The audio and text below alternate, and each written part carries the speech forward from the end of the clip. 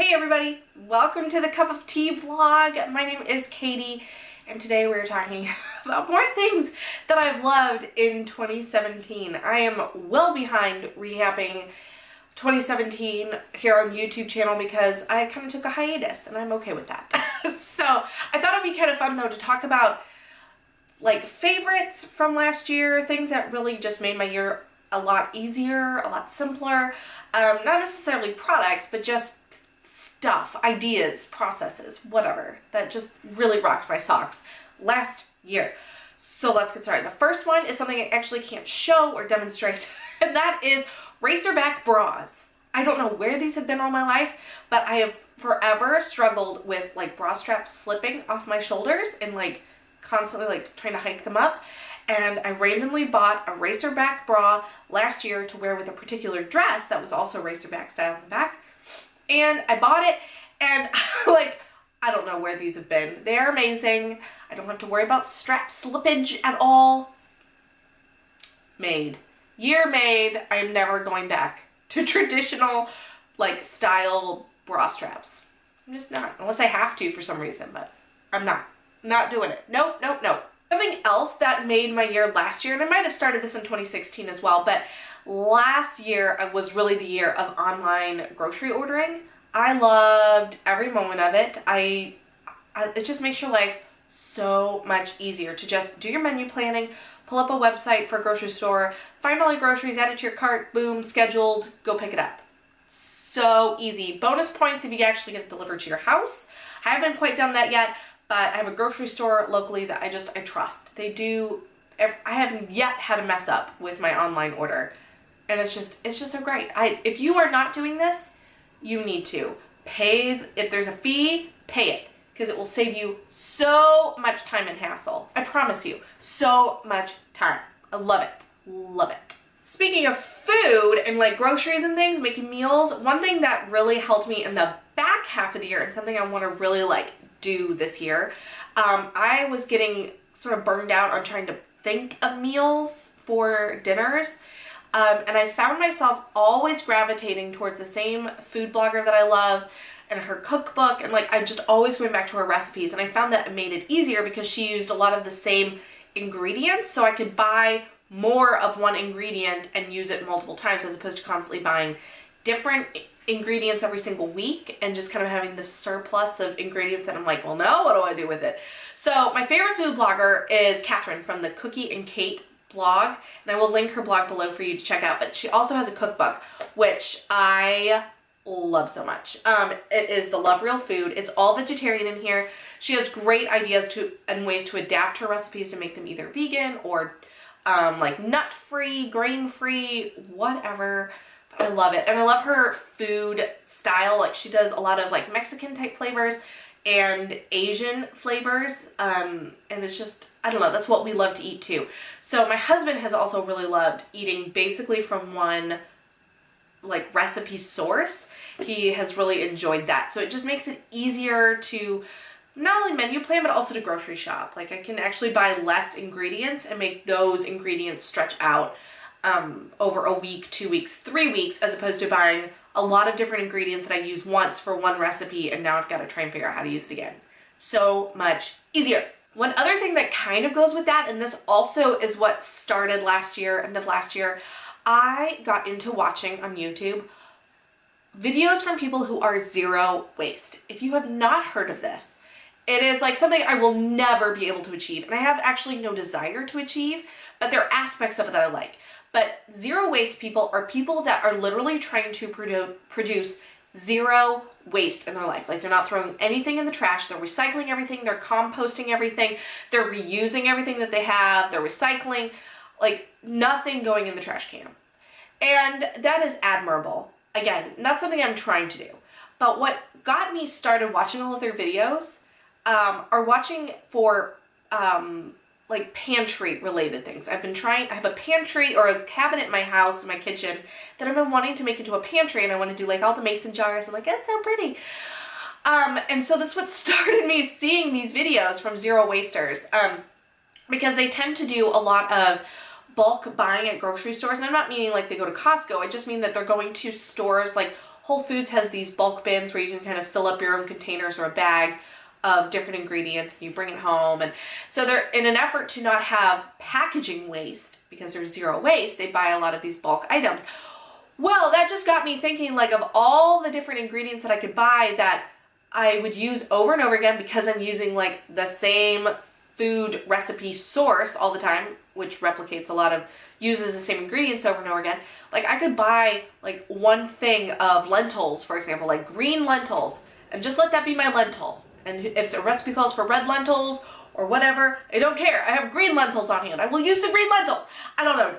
This is like totally obsessed with watching zero waste stuff. And it's also made me very aware of the packaging and the like one-time use things that we bring into our house, like paper towels, Ziploc bags, cling wrap, like that kind of a thing. And while I'm not necessarily an eco person, like I don't think about that necessarily, but it has changed my mindset a little bit, and I'm like digesting it. And so at some point I want to do like a video or a blog post about that kind of stuff, like how to be more environmentally conscious or aware without being obsessive. I don't know if that makes sense. Anyway, it's totally like, it's blown my mind. I love it. Like Instagram zero waste and like, or zero waste pantry or zero waste food. And it's like the most gorgeous, aesthetically pleasing food stuff you've ever seen. I love it. So one thing I really wanted to focus on last year, which is why I was on such a break, was that I really wanted to focus on enjoying being a mom. That may sound strange, but I found myself just not enjoying being a mom. And when it clicked for me that I was like, something needs to change, it was when I was really dreading summer vacation or like summer break last year. I was genuinely dreading it. I was gonna have a almost 15-month-old and an almost 4-year-old, trying to keep them entertained in the summer without like the school break and like, what am I gonna do? And I found myself just really like nervous about it. Turns out it was like the best summer ever. I just had a lot of fun. My friend and I, we kind of tag teamed a lot, spent a lot of time together, and our kids played together a lot, and that was great. And we just had fun doing stuff. And I'm actually finding myself now, like now that we're like 6 months into the preschool year and both my kids are in preschool occasionally, I just find that I miss them and I miss doing stuff. And so I wanted to really get back to enjoying being a mom, enjoying doing spontaneous fun stuff, fun activities, all that kind of stuff. So I don't know, really enjoyed that last year, and it's made me a better mom in 2018, hopefully. Fingers crossed. Along those same lines, because last year we spent a lot of time like library going and doing all the story times and all that kind of stuff. For me personally, what I discovered is that my library has an app to read ebooks and listen to audiobooks on your phone. You sign in with your library account and like you have access to all of these ebooks and audiobooks. I had no idea. Check out and see if your local library has something similar, because I had this long list in Amazon of all of the things that I wanted to read, and I found them all on in this app. So it was just really, really cool. And I like sometimes listening to audiobooks over reading, because if I'm doing like cleaning or whatnot, it's just easier to kind of listen as opposed to read. Anyway, that totally rocked my socks last year too. I love it. I love my library, but I also like having access to things on my phone. So handy. The last thing that absolutely rocked my socks last year, and we've done it for an entire year now, is date nights weekly with my husband. Weekly. I cannot tell you how many friends we have that when they hear that we do this every single week, they're like, how? How do you do that? The answer is, I don't know. We just do it. I have no magic recipe, no secret formula for date nights. It's just, we just do it.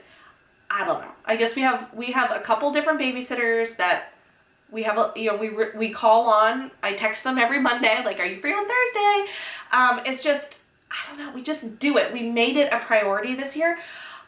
This deserves its own like blog post / video, but my husband and I had, after having like 2 kids back to back, we were both kind of like in mommy daddy mode and not husband wife mode. And end of last year, end of 2016, we were like, something has to change. And we figured out that one of those things was just dating. We forgot how to date. And so we decided date night was going to be a priority. And we made it a priority, and we went an entire year of date nights, unless we were sick or like something going on, but like pretty much every Thursday night going out to dinner. And yes, it's expensive to pay for a babysitter, and yes, it's expensive to go out every single week. But I tell you what, we both look forward to Thursday so much. Literally Thursday morning when he's heading off to work, it's like, date night tonight, yay! And we get so excited about it. We enjoy picking out the restaurant. We enjoy trying new restaurants. We enjoy even just going to like our local burger and fry place. We love it. We love it so much, and it has made for a much healthier, loving, exciting marriage. I am just over the moon that something so simple as scheduled, consistent date nights has made such a difference for us. And we are like, literally, like a year ago, it felt like we were just mommy and daddy. We forgot how to be husband and wife. We forgot how to date, and complete change now. Complete change. We are both so happy. and not that we were unhappy a year ago, but we were just, you know, just kind of in survival mode, both exhausted, my husband working crazy hours, me with the kids. I mean, we were just exhausted, and we just forgot to make time for each other, and changed, like the best thing that could happen to us. Like, amazing, and so easy, so easy. So those are all the things that absolutely rocked my socks off in 2017. It made me so, like, it was just a good year. Yeah, you didn't see much of me on YouTube. I really didn't write a whole lot of blog posts last year, but let me tell you, like, it was just a really good year. I'm excited for 2018. 2018 is my year of joy. If you haven't read my blog post about it, I'll link it for you down below, but joy is my word of the year for 2018. Finding different things that bring me and the people around me joy. And I'm really excited for 2018. And I'm excited to see you all more often on my channel here, and thank you for sticking around. I will see you next time. Bye!